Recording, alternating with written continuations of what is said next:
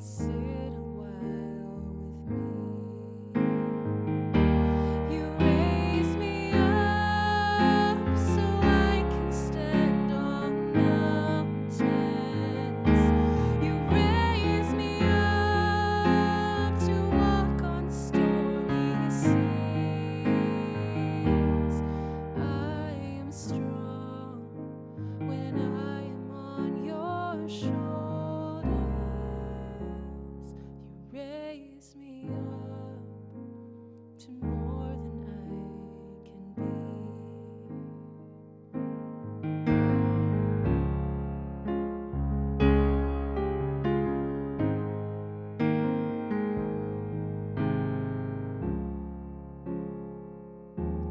There is no life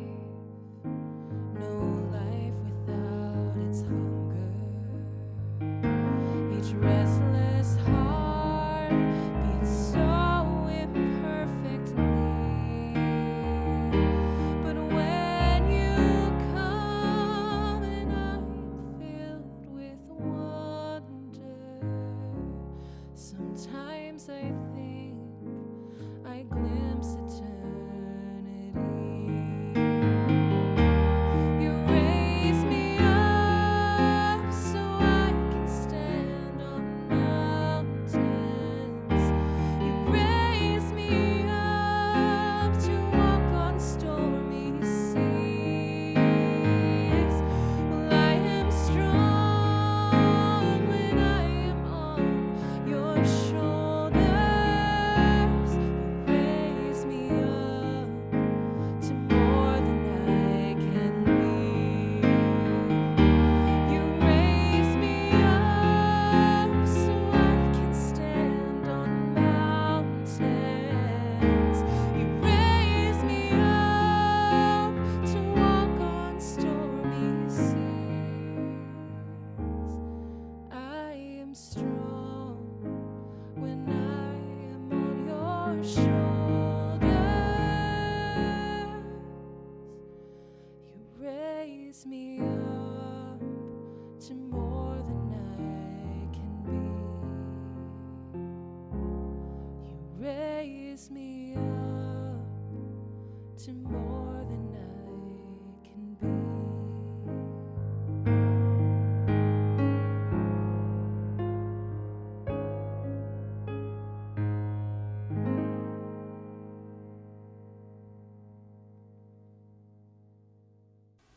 Our sermon this morning has been inspired by this day, January 30th. Do any of you know what today is? No, we're not talking about Lent quite yet. We already had Martin Luther King Day celebration. So who knows what's special about today? Today, January 30th, is World Leprosy Day. And yes, that's a real thing. World Leprosy Day is always celebrated on the last Sunday in January. Now, the following information comes directly from the website for World Leprosy Day. This day aims to create awareness about a disease that many people believe to be extinct, especially in developed countries. Leprosy, also called Hansen's disease, is an infectious disease caused by a specific type of bacteria that targets the human body's nervous system. It generally affects the hands, feet, and face. It is believed to spread through extensive exposure to the bacteria causing it. The day aims to not only educate people about the disease, but to draw attention to those afflicted by it. Leprosy is a long-term bacterial infection that can lead to permanent and irreparable damage to the nerves, respiratory tract, skin, and eyes. The condition causes loss of sensation in the affected areas. Often the afflicted person cannot sense pain in the affected areas, leading to neglect towards injuries and unnoticed wounds, and resulting in the loss of limbs. An infected person may experience other indications such as muscle weakness and poor eyesight. Since leprosy massively affects the underprivileged sections of the world population, the world is beginning to conveniently forget about the disease.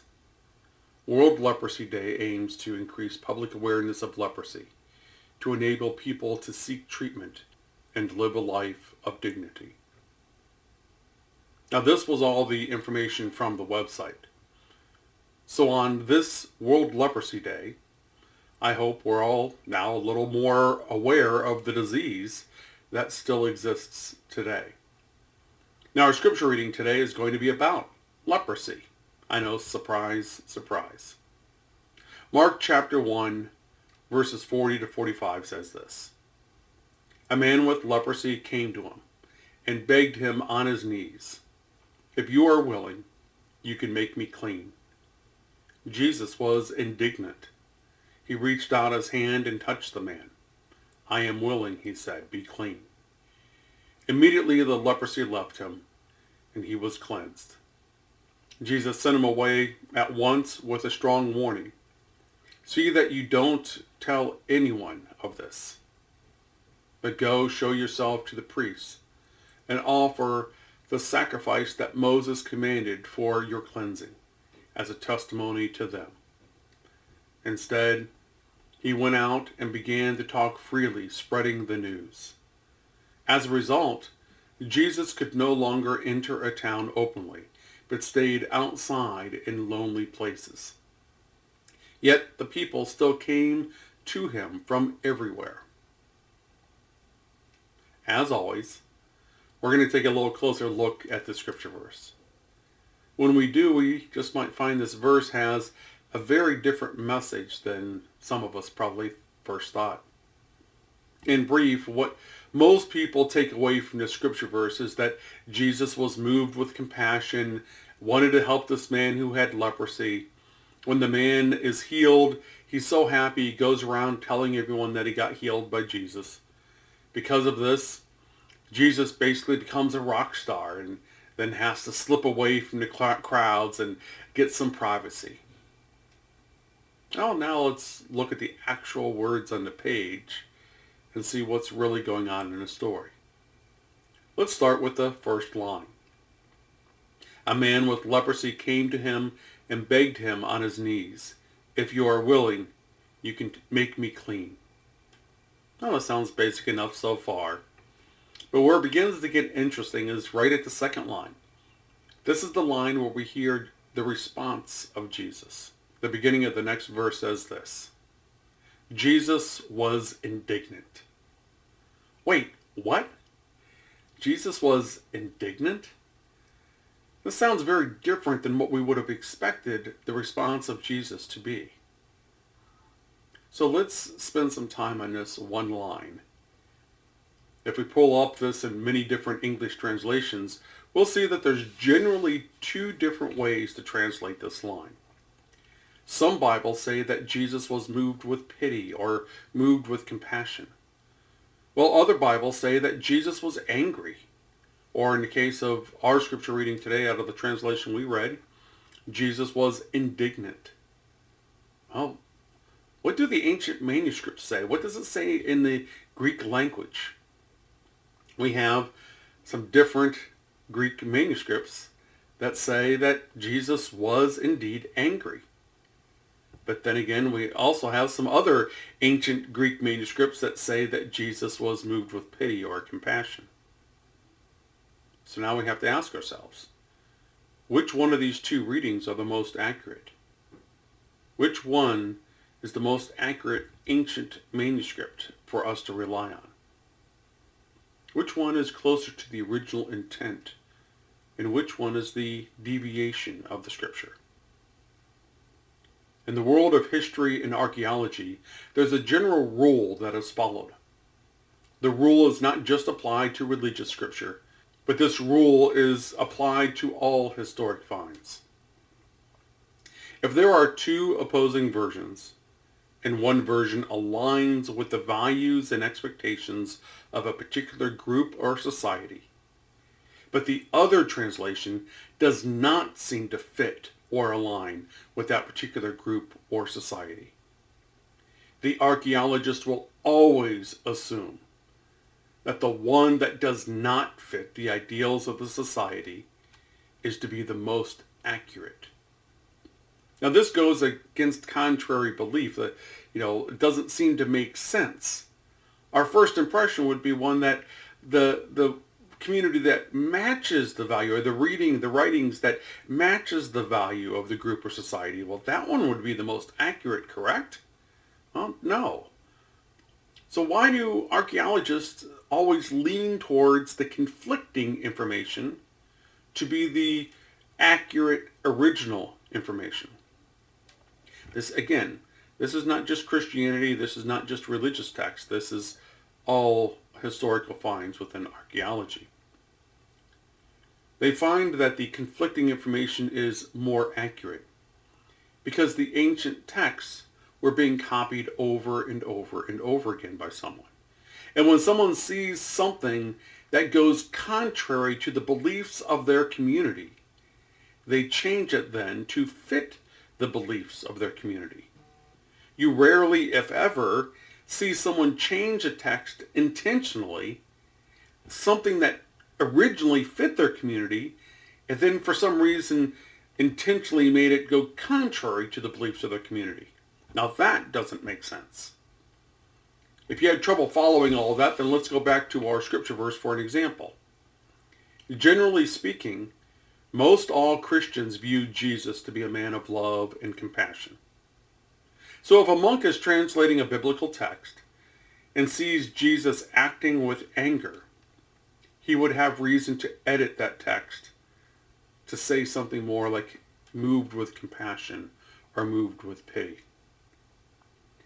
But it would seem very unlikely that that same Christian monk translating the text would see that Jesus was already acting with compassion or acting because he was moved with pity, and then having that monk feel the need to change it so it would say that Jesus was angry.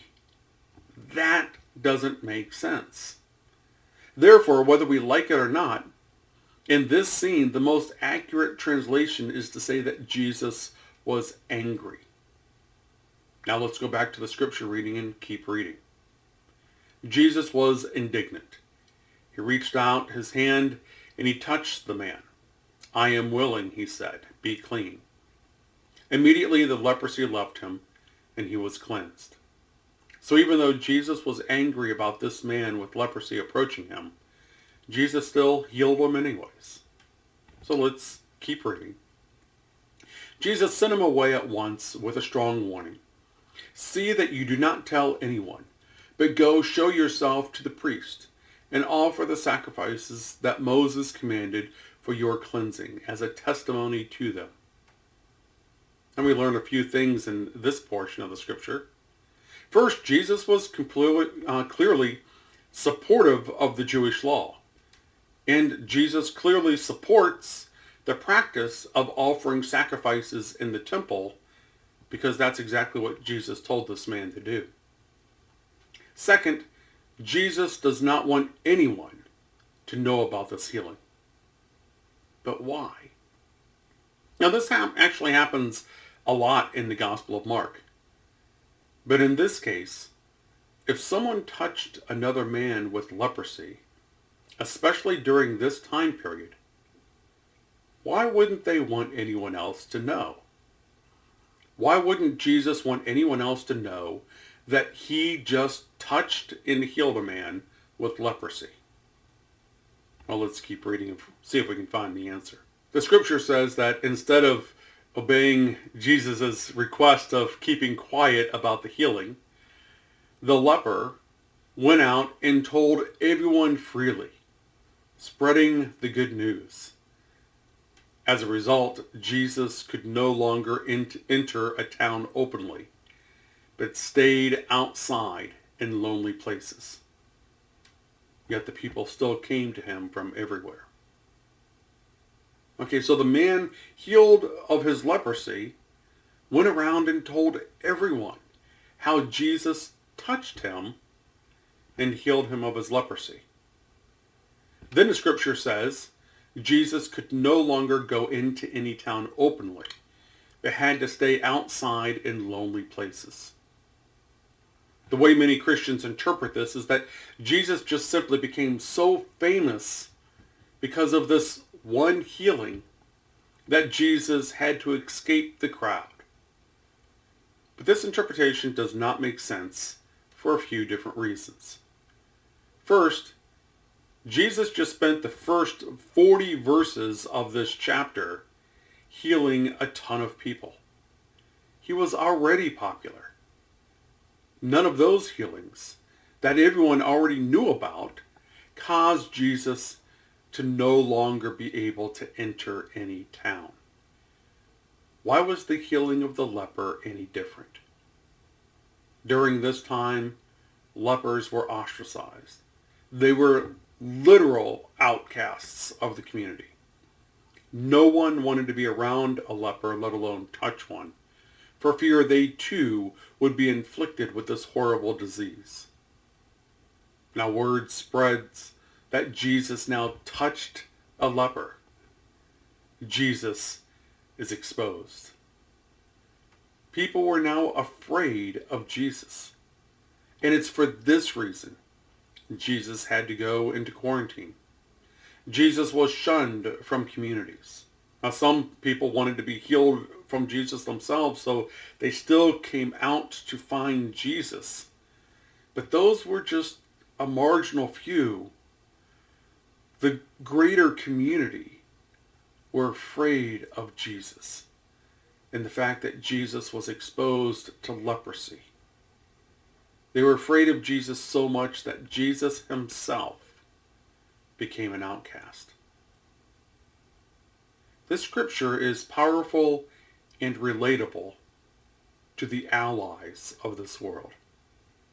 Our church spends a great deal of time addressing various social issues. Nearly half our church is made up of members of the LGBTQ community. But this also then means that the other half of the church is made up of allies, people who support, stand up for, and defend the LGBTQ community. We spend a fair amount of sermon time speaking about those who are victims of racial injustice and LGBTQ injustice. We support and defend those inflicted in our Jewish community and our Muslim community. Not to take anything away from those who are directly afflicted by the injustice of our society. But we also need to step back and think about the challenges of our beloved allies and what they go through. Think of our scripture today. Jesus did not have leprosy, but Jesus was an ally to those who had leprosy. Even if his anger in the beginning reveals that Jesus was a reluctant ally, Jesus was still an ally. And because Jesus was willing to touch and heal this outcast of society, Jesus himself became an outcast. Allies may not endure the same direct hardship of those that they stand beside, but being an ally is not easy. Being gay is not a choice. Being black is not a choice. But being an ally is a choice. And being an ally is not easy. To all the allies in this church and everywhere, thank you for your courage to make the choice to be an ally. Thank you for your willingness not only to defend and support the outcasts, but also your willingness to allow yourself to become an outcast.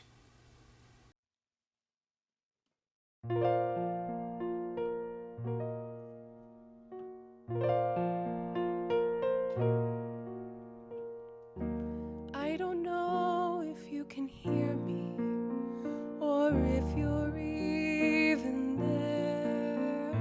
I don't know if you would listen to a humble prayer. They say that I am just an outcast. I shouldn't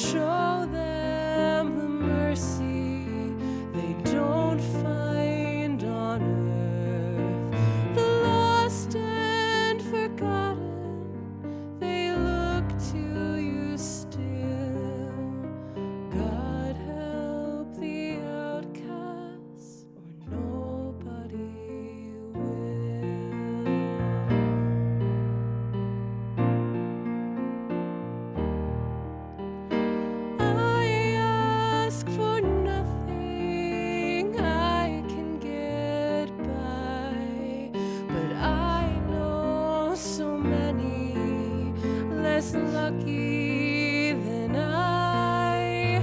God help the outcast, the poor and downtrodden. I thought we all were children of God. I don't know if there's a reason why some are blessed, some not. Why the few you seem to favor fear us, flee us, try not to see us.